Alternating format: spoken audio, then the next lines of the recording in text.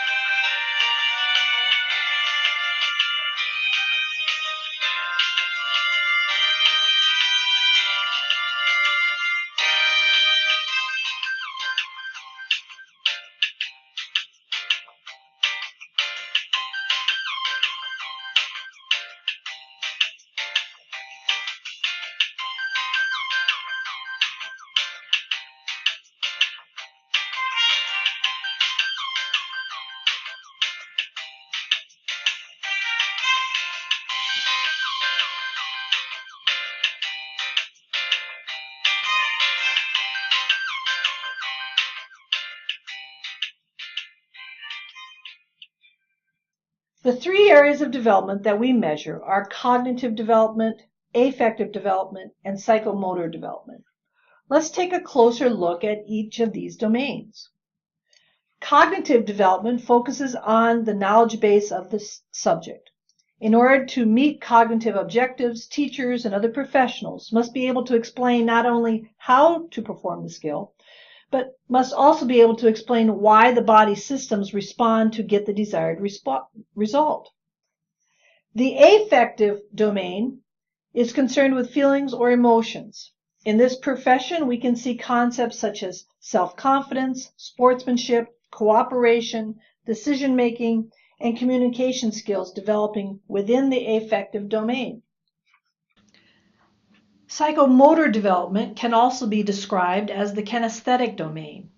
In this domain, objectives are built to measure discrete physical movements. These movements begin with our fundamental movements of walking, running, jumping, and other basic movements.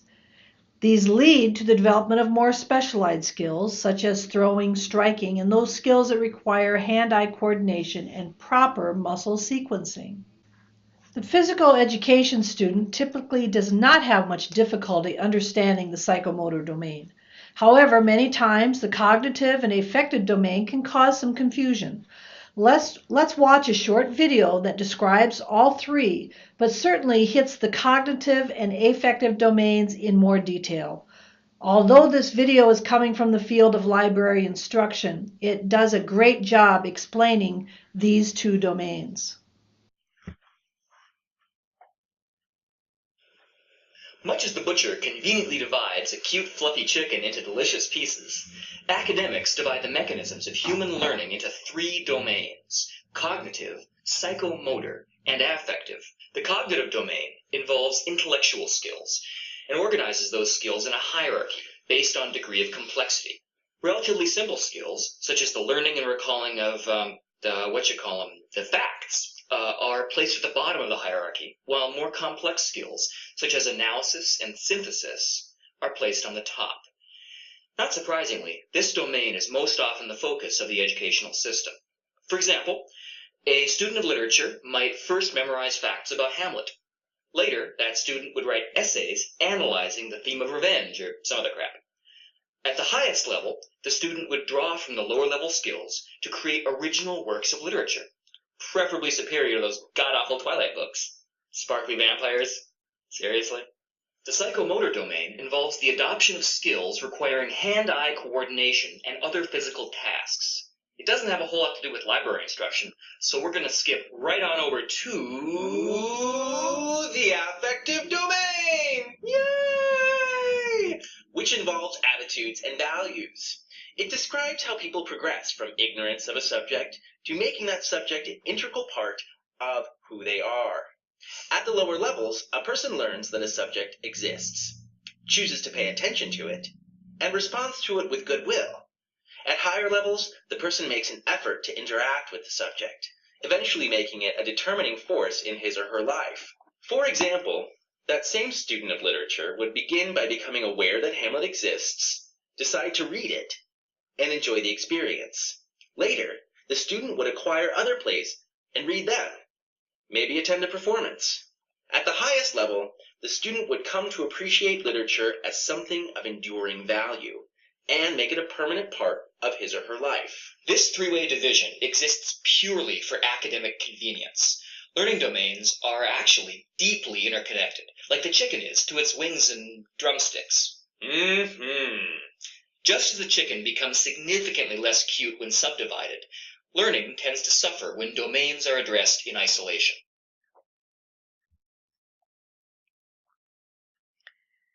In summary, professionals in our field must be dedicated to seeking improved quality of life and physical well-being of those individuals we encounter. We can make a difference. We can help turn the tide regarding childhood obesity. We can provide safe physical activity outlets for adults, and we can help seniors maintain their quality of life. We can be a difference maker.